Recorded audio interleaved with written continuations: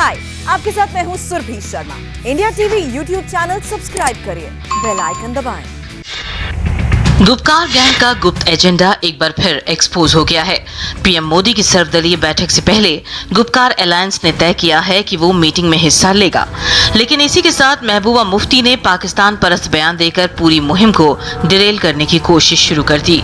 महबूबा मुफ्ती ने कहा कि सरकार जम्मू कश्मीर में सबसे बातचीत करे और पाकिस्तान के साथ भी बातचीत करे। जो हमें कॉन्स्टिट्यूशन ने हमें हक दिया है, जो हमारे साथ जो हमें मिला हुआ था, उसके बावजूद भी जम्मू कश्मीर में एक मसला था।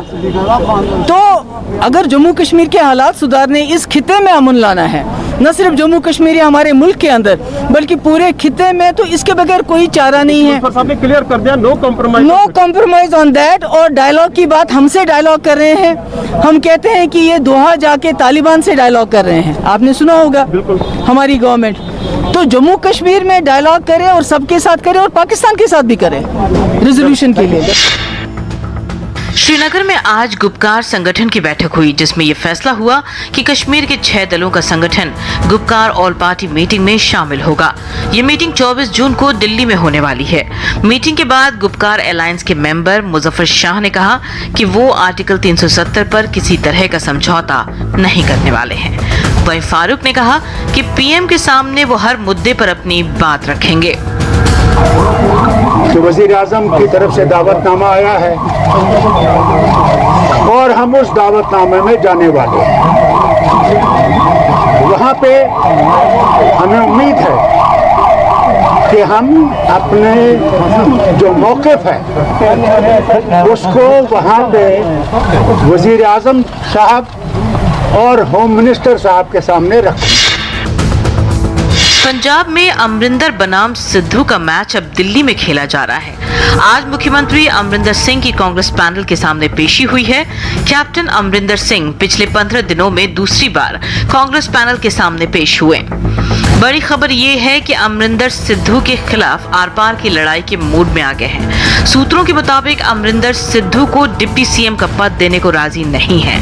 माना जा रहा है कि उन्होंने आला कमान के सामने सिद्धू और परगट सिंह पर एक्शन की मांग की है। 2024 के लिए गैर कांग्रेसी एंटी मोदी मोर्चाबंदी शुरू हो गई है, जिसकी अगुवाई एनसीपी प्रमुख शरद पवार कर रहे हैं। एनसीपी प्रमुख शरद पवार ने आज विपक्षी दलों की एक अहम बैठक बुलाई है।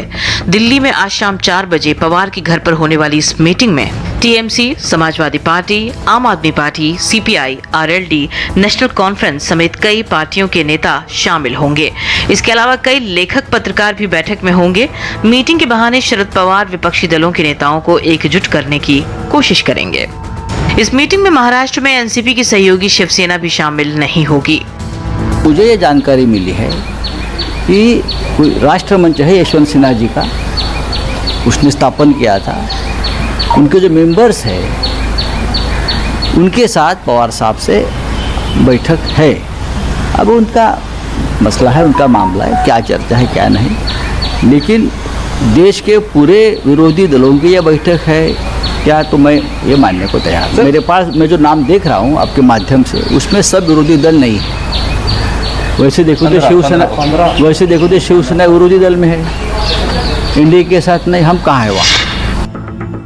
कोरोना की दूसरी लहर के दौरान देश के हालात को लेकर कांग्रेस नेता राहुल गांधी ने एक बार फिर प्रधानमंत्री नरेंद्र मोदी पर हमला बोला है।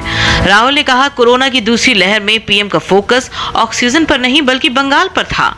लोगों की जान प्रधानमंत्री के आंसुओं से नहीं बल्कि ऑक्सीजन से बचाई जा सकती थी, लेकिन सरकार की लापरवाही बहुतों की जिंदगी पर भारी पड़ गई।